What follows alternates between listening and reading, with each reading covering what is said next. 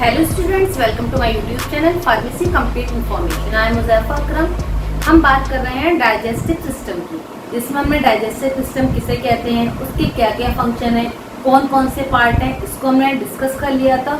और जो फर्स्ट हमारा पार्ट था डाइजेस्टिव सिस्टम का माउथ, उसे भी हमने लास्ट लेक्चर में डिस्कस कर लिया था, तो आप लिंक पर जाके उसको देख सकते हैं।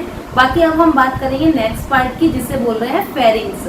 अब सबसे पहले जो फेरिंग्स है हमारा, फेरिंग्स को थ्रोट कहते हैं, मीन्स गले की बात करें तो फूड हमने इंजेस्ट किया माउथ की हेल्प से, माउथ के बाद जो फूड हमारा पहुंचता है वो फेरिंग्स में पहुंच गया, तो फेरिंग्स का अदर जो नाम है उसका नाम है थ्रोट। अब जो फेरिंग्स होता है फनल शेप का स्ट्रक्चर होता है, जिसे हम फेरिंग्स कहते हैं। अब हमारा जो फेरिंग्स होता है ये माउथ और ईसोफेगस के बीच में प्रेजेंट होता है, तो it lies between the mouth and the oesophagus.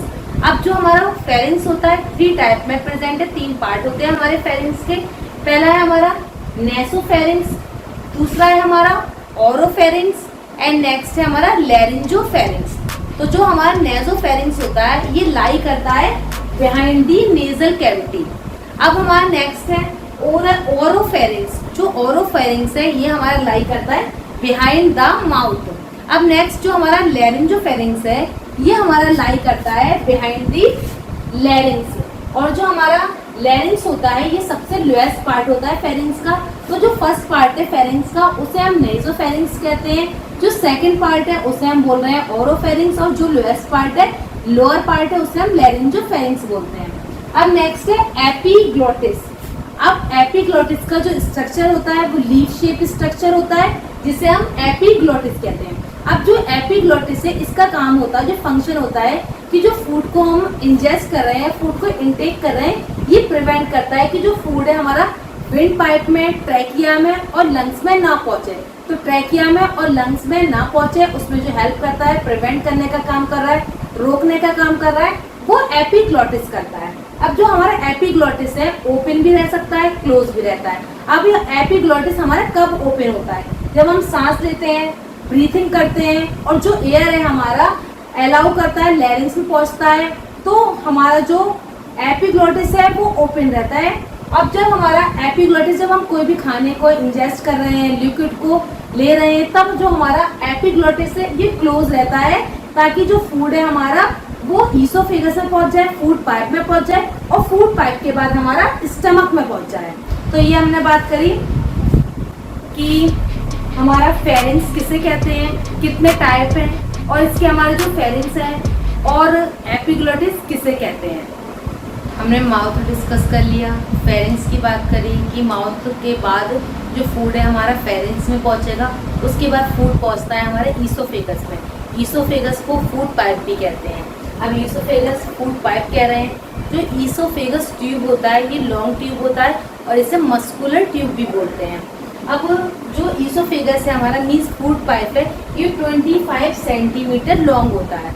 अब सबसे पहले जो ईसोफेगस होता है ये पैसेज वे होता है, मीन्स पैसेज वे है, फेरिंग से फूड को स्टमक में पहुंचाने का जो हेल्प कर रहा है वो ईसोफेगस कर रहा है, इसलिए ईसोफेगस को बोलते हैं कि ये पैसेज वे है for transferring the food from pharynx to the stomach. अब नेक्स्ट जो ईसोफेगस होता है हमारा डीग्लूटिनेशन में भी हेल्प करता है, मीन्स एक्ट ऑफ स्वेलिंग, कि फूड को जो हम स्वेलो कर रहे हैं उस टर्म को हम डीग्लूटिनेशन भी कहते हैं। अब नेक्स्ट हम बात कर रहे हैं कि जो माउथ है, माउथ के द्वारा हमने फूड को इंजेस्ट किया, तो जो माउथ होता है हमारा मैस्टिकेशन होता है, उसका मिक्सिंग होता है with the help of saliva, फिर सलाइवा की हेल्प से हो जाता है। उसके बाद जो फूड है हमने इंजेस्ट किया है मिक्स हो जाता है, उसके बाद बोलस फॉर्म में कन्वर्ट हो जाता है, और बोलस फॉर्म में कन्वर्ट होने के बाद हमारा जो फूड है वो आगे पहुंचता है, मीन्स स्टमक में पहुंचता है। अब जो हमारा डीग्लूटिनेशन है ये हमारे इसके भी पार्ट है, 3 स्टेज होती हैं डीग्लूटिनेशन की। अब जो फर्स्ट स्टेज है उसे स्टेज फर्स्ट बोलते हैं, और सेकंड है हमारी स्टेज सेकंड, और थर्ड है स्टेज थर्ड। अब सबसे पहले जो स्टेज फर्स्ट है मीन्स एक्ट ऑफ स्वेलिंग, कि फूड को हम स्वेलो कर रहे हैं, तो स्टेज फर्स्ट में क्या होता है, जो लिप्स होते हैं हमारे वो क्लोज हो जाते हैं, और जो हमारी टंग होती है वो रेज हो जाती है, और जो फूड होता है मीन्स जो बोलस में कन्वर्ट हो गया था, फोर्स होता है ईसोफेगस के अंदर, तो जब फोर्स हो रहा होता है ईसोफेगस के अंदर बोलस, तब वो हमारा फोर्स होता है जब लिप्स हमारे क्लोज होते हैं और टंग हमारी रेज करती है। उसके बाद क्या होता है, जो नेसोफेरिंग्स होते हैं हमारे, नेसोफेरिंग्स क्लोज हो जाते हैं बाय सॉफ्ट पैलेट, और इसके बाद जो हमारा लैरिंग्स है ये हमारा क्लोज हो जाता है बाय एपिग्लोटिस। तो जो हमारा स्टेज फर्स्ट है इसमें क्या होता है, जो रेस्पिरेटरी पैसेज वे है, मीन जिसकी हेल्प से हम ब्रीथिंग कर रहे हैं उसमें फूड हमारा नहीं पहुंचता है with the help of stage first. अब नेक्स्ट है हमारी स्टेज सेकंड। अब जो स्टेज सेकंड होती है हमारी डीग्लूटिनेशन की, उस स्टेज सेकंड में क्या होता है कि जो मसल्स होती हैं हमारी वो कॉन्ट्रैक्ट हो जाती है, मसल्स कॉन्ट्रैक्ट हो जाती हैं, तो जो हमारा फेरिंग्स होता है वो बोलस को फोर्स करता है ईसोफेगस में।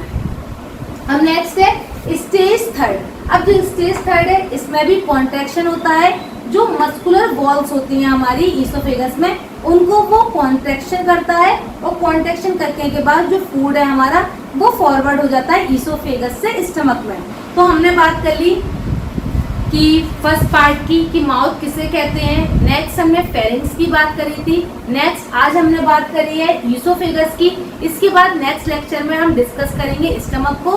तो स्टूडेंट्स यहाँ तक की आप वीडियो देख लीजिएगा, और आप लाइक कर सकते हैं, शेयर कर सकते हैं, सब्सक्राइब कर सकते हैं, ताकि आपको वीडियोस मिलती रहें time to time. Thank you.